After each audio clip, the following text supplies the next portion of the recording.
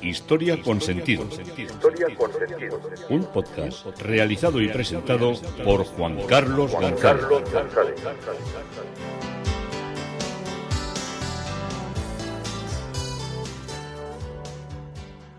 Un saludo a cuantas personas se acercan a través de las redes sociales, de Facebook, de Twitter, de mi página web Historia con Sentido. Yo soy Juan Carlos González y un día más encantado de acercaros una parte de la historia. Hoy he titulado este espacio, este capítulo, En los inicios. En los inicios porque estamos hablando de los inicios del reino nazarí de Granada. Y lo estoy haciendo por el interés que suscitó en mí el conocimiento y la falta de información que muchas veces tenemos, aunque más o menos situamos la época, no sabemos demasiado del fondo de la historia y ni tan siquiera de la superficialidad de lo que es una historia de nuestra historia, por decirlo de una manera real y radical. Y todo esto lo hago cruzado con la exposición de los latidos del Corán que se ha estado celebrando este verano en Granada. Los latidos del Corán que está organizado por la Universidad de Granada y que estudia o que refleja un poco la vida del libro sagrado entre lo que eran los mudéjares y los moriscos. Ya conocéis las dos expresiones, mudéjar y morisco, no os lo voy a repetir porque lo he hecho muchas veces. Pero bueno, el Corán, para todos pensamos, hay veces que hemos visto cuando hemos ido, yo me estoy acordando cuando estuve en Estambul, que en todas las mezquitas había Coranes en castellano que te los podías llevar, te los regalaban y tal. Luego te lo llevas y son muy bonitos porque están muy bien encuadernados, pero luego lo de ponerte a leer el texto es como de menos interés. Bueno, igual en un momento determinado de la vida de alguno le apetece leer el Corán. Para el creyente, o sea, para ellos, contiene la palabra literal de Dios de una manera eterna, increada y perfecta. Es inimitable y su belleza es un reflejo de su origen divino. Estoy leyendo lo que pone en un Corán en español al cual podéis acceder. Se presenta como la revelación definitiva del mensaje de Dios único, clemente, creador de todo y omnipotente, al que hay que adorar y obedecer para salvarse.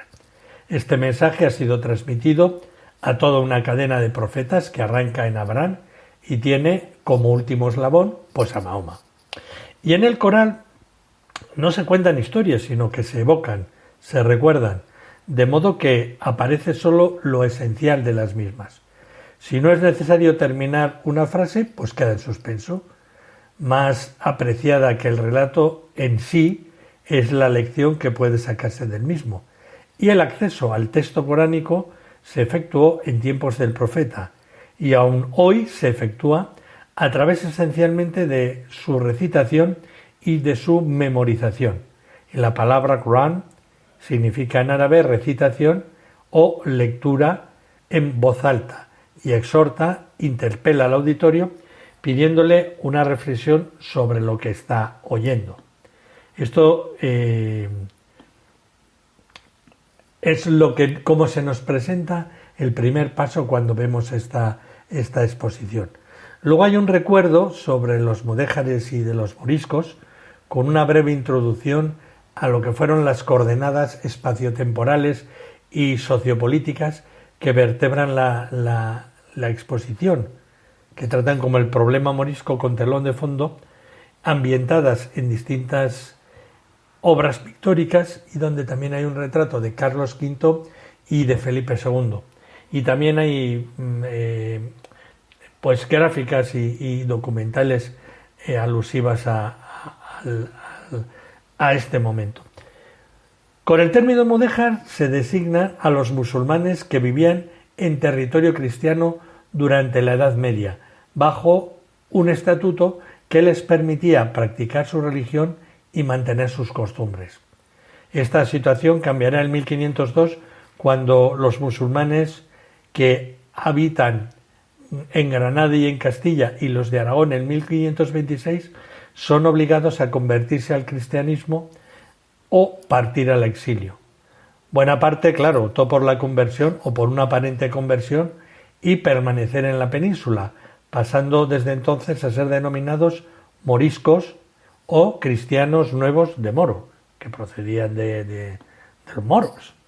Porque el concepto de moro, que ahora nos puede parecer que es despectivo, no era despectivo, era como se referían a toda la mayoría de la gente a los que eran musulmanes. Y este término responde a distintas realidades sociales.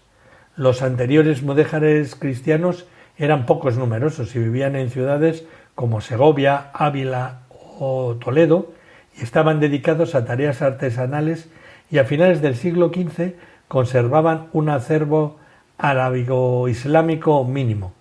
Por contra, en Granada, en Valencia o en Aragón mantenían la práctica más o menos velada del Islam hasta fechas bien tardías, tanto en las ciudades como en el campo. Los moriscos de Aragón y de Valencia, imprescindible mano de obra agrícola, contaron con el apoyo de las élites cristianas locales para posponer cualquier medida que se hiciera contra ellos. En los tres territorios las autoridades pusieron en marcha distintas campañas de evangelización que, pese a contemplar la predicación en árabe, como en el caso de Valencia o de Granada, ofrecían y obtuvieron pues escaso fruto. La promulgación de Felipe II de la pragmática sanción de 1567, que aumentó la presión sobre estos nuevos cristianos, prohibiendo el uso de la lengua árabe y la posesión de libros árabes o hábitos distintivos en la higiene, el vestir y la alimentación, fue uno de los detonantes de la sublevación conocida como la Guerra de las Alpujarras de 1568. Una vez concluida, el temor a conspiraciones con apoyo turco o norteafricano y la sospecha sobre la conversión sincera de la población morisca alimentará la idea de su expulsión. El fracaso de la campaña militar puesta en marcha por España para conquistar Argel tampoco les favoreció. La recta final del siglo XVI será también el periodo en el que la Inquisición ejerza una mayor presión sobre los moriscos. Se los acusa de la ruina económica de Andalucía y de Castilla y también fracasaron los intentos de reconocimiento y tolerancia hacia la población morisca que, pese al largo debate suscitado sobre la veracidad, persiguieron los libros de plomo del Sacromonte, unos supuestos textos en árabe de los primitivos cristianos granadinos, en los que la Virgen María desempeña un papel importante. Al final es conocido. El 9 de abril de 1609, Felipe III firmó un decreto de expulsión. La medida abrupta y violenta afectó a unos 300.000 moriscos. Me parece una cifra absolutamente increíble, porque los judíos, que pensábamos que eran muchos, no fueron más de 40 o 50.000 personas las que fueron judías que fueron expulsadas en 1492, pero en cambio moriscos fueron 300.000. Su éxodo no siempre se produjo en las mejores condiciones. Algunos conseguirán permanecer en la península y otros incluso regresar, pero esto que podemos denominar como los latidos del Corán se irán lentamente apagando desde entonces. Hay un Corán, el Corán y los otros Coranes, que esta es una sección que está presidida por la reproducción a gran tamaño del magnífico ejemplar aragonés del Corán procedente de Aranda del Moncayo, copiado en 1597, y esta sección permite al visitante o a los que vamos a verlo adentrarse en los aspectos relativos al contenido y a la singularidad que tienen las copias que se conservaban aquí en la península ibérica. Y junto a manuscritos del texto del Corán se muestran también selecciones coránicas, un género muy extendido entre los moriscos, tanto en su versión árabe como en su versión como en su versión bilingüe, en árabe romance, y en esta ocasión se exhibe además el llamado Corán de Toledo, la primera traducción completa conservada del Corán a una lengua vernácula europea, realizada desde el árabe y uno de los monumentos más importantes de la literatura de Islam española. Los Coranes que circularon entre mudéjares y moriscos heredan la tradición andalusí. De las 7 variantes de lectura reconocidas en el mundo hispánico, será la del Mediní, de Medina, Nafí, la que se extienda en la península ibérica a través de sus 2 transmisiones, la de Brax, dominante entonces y aún hoy en vigor en el Magreb, y la Calún, de la que la morisca Nausita Calderán, maga y partera, es reconocida experta. Estas variantes de lecturas consisten en diferencias en la entonación, en la pronunciación de una consonante o en algún cambio vocálico e influyen mínimamente en la interpretación del texto. Los títulos de las azoras, al no ser considerados revelados, presentan variantes que no coinciden con las de las ediciones actuales del Corán. El texto se halla dividido para su uso litúrgico en hizbíes, la 60ª parte del Corán. Otras divisiones permiten concluir la lectura del Corán al completo en Laylat al-Qadar, la noche del destino o la 20ª noche del mes del Ramadán.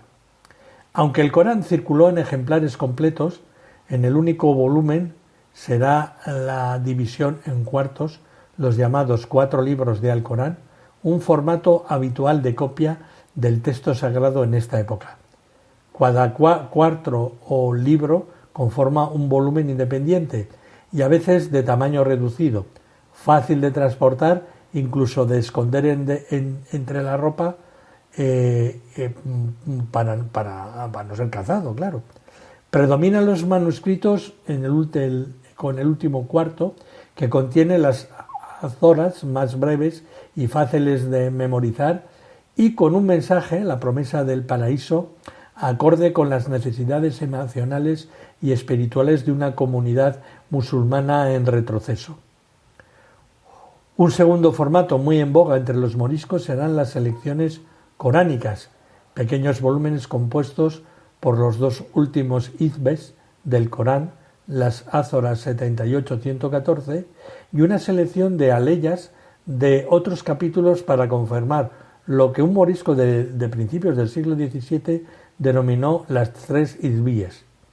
Estas selecciones cubrían sus necesidades litúrgicas al recoger esas ázoras, oraciones, como una coula o una alanjú, junto a las 36 recitadas en el ritual funerario.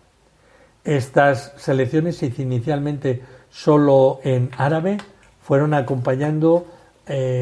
siendo acompañadas de versiones al romance, potenciándose su uso como material educativo.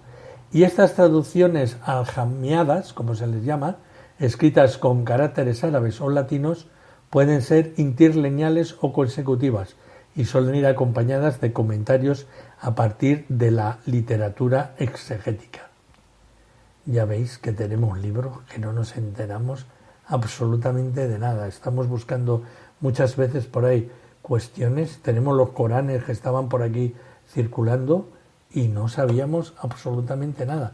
Yo la verdad cuando vi esta exposición pues me quedé muy sorprendido, como os he dicho antes, sobre todo por el número elevadísimo, 300.000 personas en aquel momento en la península, eran un número absolutamente, casi podíamos pensar que desmedido, y sobre todo que eran los que llevaban los cultivos, que eran los que llevaban la agricultura, que llevaban un montón de cosas que no sabía hacerlas nadie.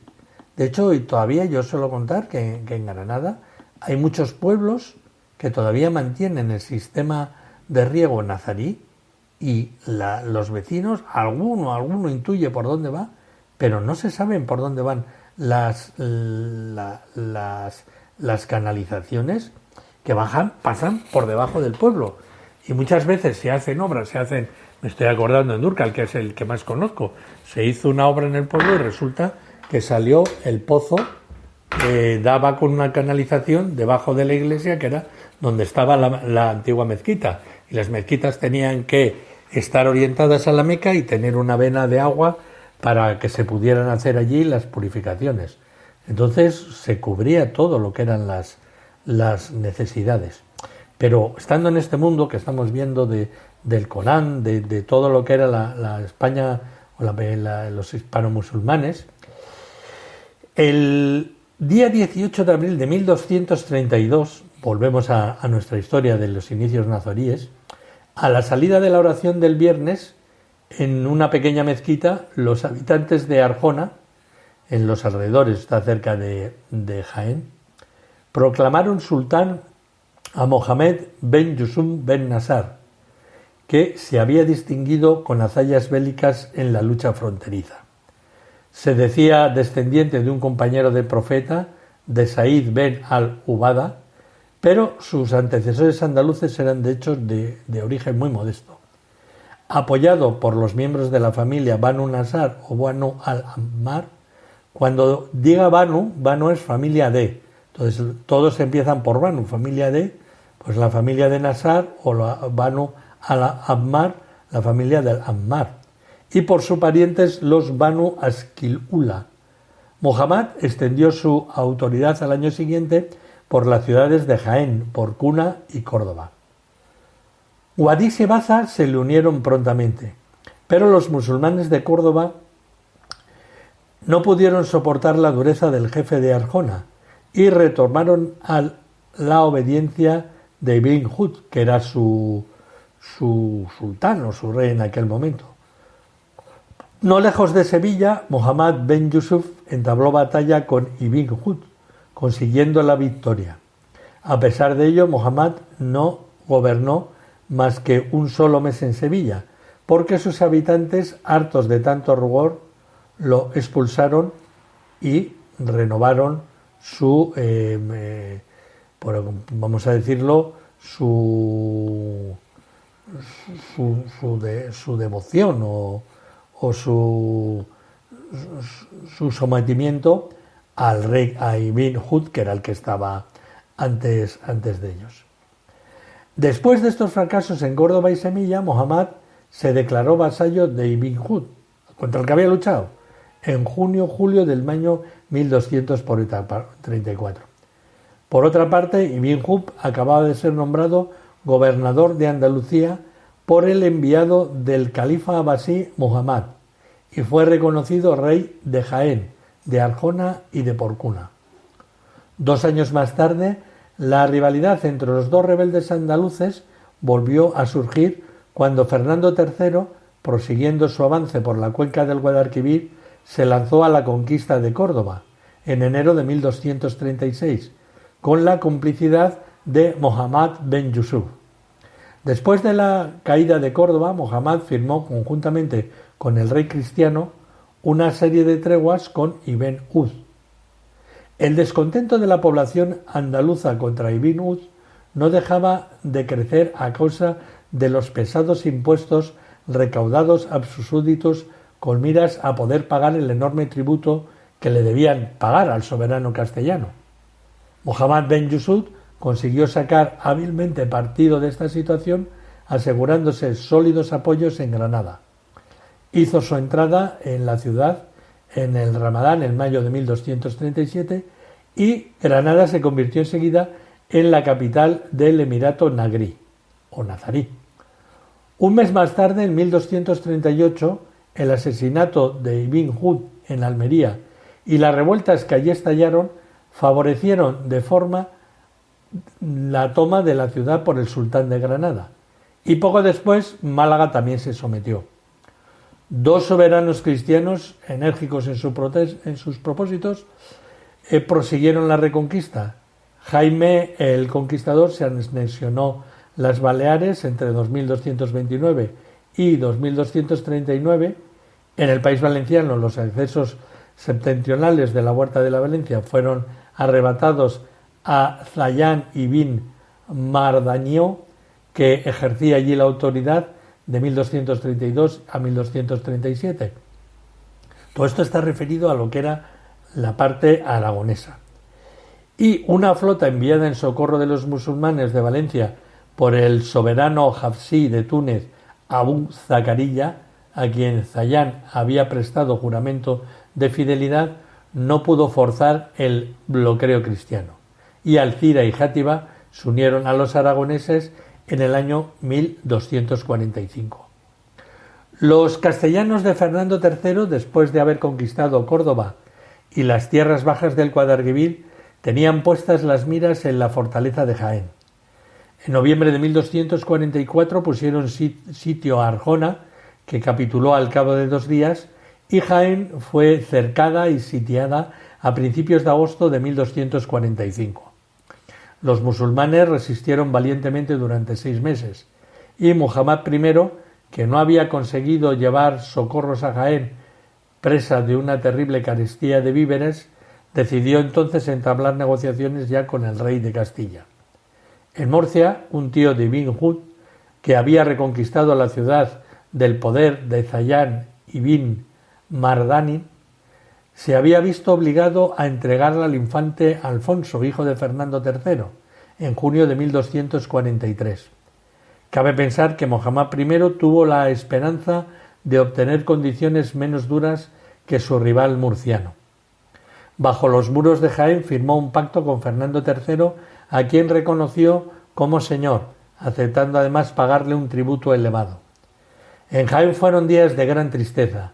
Muchos musulmanes influyentes partieron para Marruecos y los castellanos entraron en la ciudad en marzo de 1246.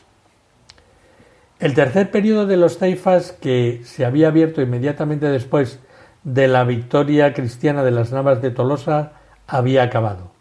El último reino musulmán de la península ibérica no pudo constituirse sino como vasallo de los castellanos. Tratándose de los principios difíciles del Emirato nazarí, Ibn Jaldún, el historiador, escribió que Muhammad ibn Yusuf, al darse cuenta de que la defensa de Andalucía occidental exigiría más tropas de las que podía disponer y queriendo verse libre de los ataques, llevó a los musulmanes a una región accidentada y difícil, en las proximidades del mar, que daría lugar a la formación del Reino de Granada. Se abandonó lo que eran los valles fértiles y poderosos del Guadiana y del Guadalquivir. Aprovechando los 20 años de calma que le proporcionó la firma del Tratado de Paz con Fernando III, Mohamed I se preocupó de instaurar la autoridad real en su emirato naciente. La reconquista se había convertido en un privilegio de Castilla desde el Tratado de Almizra, firmado el 22 de marzo de 1244 entre Jaime I de Aragón y el infante Alfonso de Castilla, primogénito de Fernando III. Vasallo del castellano, el sultán de Granada quedaría así liberado de la amenaza aragonesa. La reconquista determinó un éxodo de musulmanes andaluces hacia el reino nazarí. Las mezquitas se llenaron de creyentes. Mohamed I estableció la residencia real en la antigua fortaleza cirí de la Alhambra, que había sido levantada en Granada, en la orilla izquierda del Darro. Gracias a la inflexibilidad impuso el orden público y la recaudación de los impuestos. Su política exterior estuvo marcada por el deseo de estar en buenas relaciones con su señor, el rey de Castilla, al mismo tiempo que entablaba relaciones ventajosas con los soberanos musulmanes del Magreb y de Ifriqiya. En 1248 un contingente de granadinos se unió con los castellanos de Fernando III contra sus propios correligionarios que defendían valientemente en la Sevilla sitiada y que no se rindieron sino al cabo de 6 meses. En los primeros tiempos del reinado de Mohamed I, deseoso de hacerse popular entre las masas andaluzas, había rendido homenaje, siguiendo ejemplo de Ibn Ahud, al califa abasí de Bagdad, al-Mustansir, y cuando el poder almohade se consolidó, se declaró vasallo del almohade de Marrakech entre el año 1239 y 1242. Después de la muerte del almohade de Marrakech, se volvió hacia el nuevo dueño de Ifriquilla, el Hafsí de Túnez, Abu Zacaría, a quien una embajada granadina prestó juramento de fidelidad. A partir de entonces hubo excelentes relaciones entre los sucesores de Abu Zacaría y el primer nazarí, siempre en busca de ayuda y de subsidios. Mohammad I, deseoso de incrementar su prestigio, puso los ojos en el rico puerto de Ceuta, gobernado por un señor independiente, al-Azafi. Es muy probable que Ceuta, que traficaba desde hacía mucho tiempo con puertos de España y de la Europa cristiana, debía causar perjuicio a los puertos del Emirato nazarí por su activo comercio de lino y de seda. El sultán de Granada atacó Ceuta, pero al-Azafi derrotó a los asaltantes y se apoderó de la mayor parte de los barcos granadinos. Mohammad I había asistido como testigo pasivo a la victoria de los ejércitos castellanos en el sur de España. Un año después de la caída de Sevilla, los últimos islotes musulmanes habían reconocido la soberanía de Fernando III. En 1260 Alfonso X se anexionó Cádiz y en 1261 se apoderó de Jerez. Niebla capituló en 1262 y en 1264 Mohammad I reanudó las hostilidades contra Alfonso X, tratando de no correr la misma suerte que los reyezuelos musulmanes, sus correligionarios. Se alió con la dinastía mariní que suplantaba entonces a los almohades en Marruecos. En 1264, guerreros mariníes llegaron al Andalus con el fin de participar en la Guerra Santa contra los cristianos de la península. Los mudéjares, es decir, los musulmanes que habían quedado en tierra cristiana, se habían sublevado también contra Alfonso X desde 1264 a 1266 en las regiones de Jerez y de Murcia, y Mohammad I se alió con ellos. Aquí ya sabes, el amigo de mi enemigo es mi amiga. En Jerez, en Utrera y en La Brija, la población musulmana reconoció su soberanía.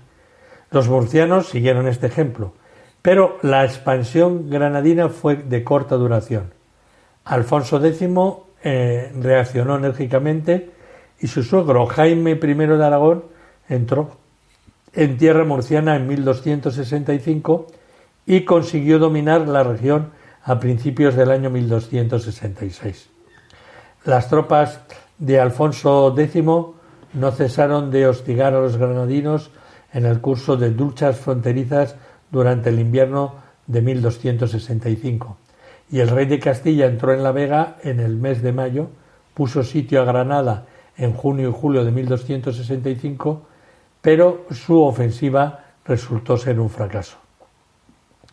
La revuelta de los Banu Asquilula, parientes próximos del sultán de Granada y gobernadores de Guadix y de Málaga, tuvo lugar precisamente en el momento que triunfaban los ejércitos cristianos. Los Banu Asquilula, ya lo hemos visto, habían estado estrechamente asociados a la fundación del Emirato nazarí. Mohamed I incluso había prometido a su cuñado Alí el reparto de su reino, pero no cumplió su palabra.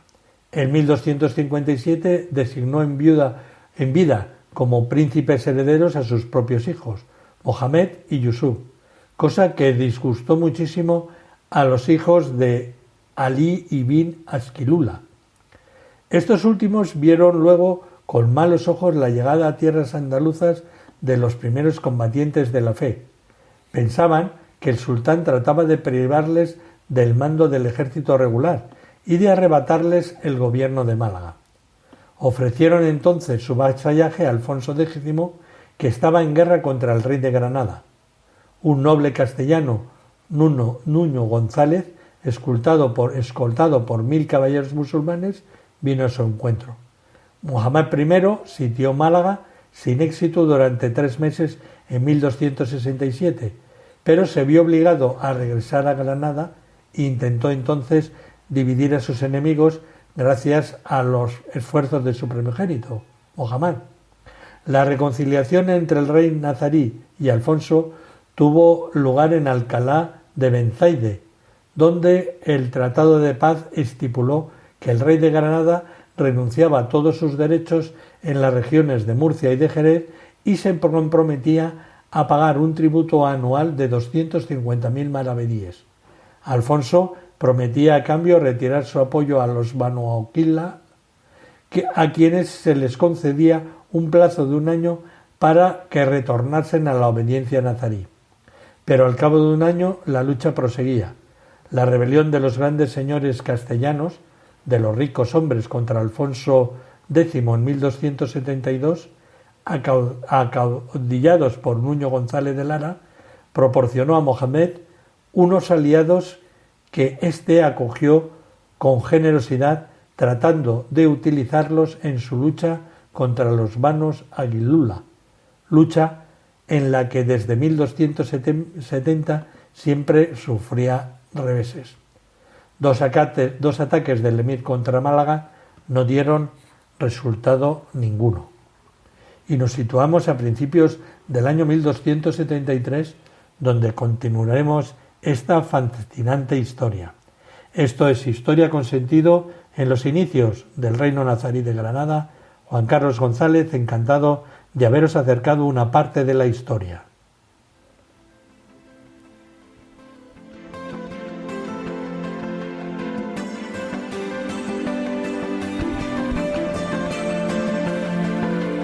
Hasta aquí un episodio más de Historia con Sentido.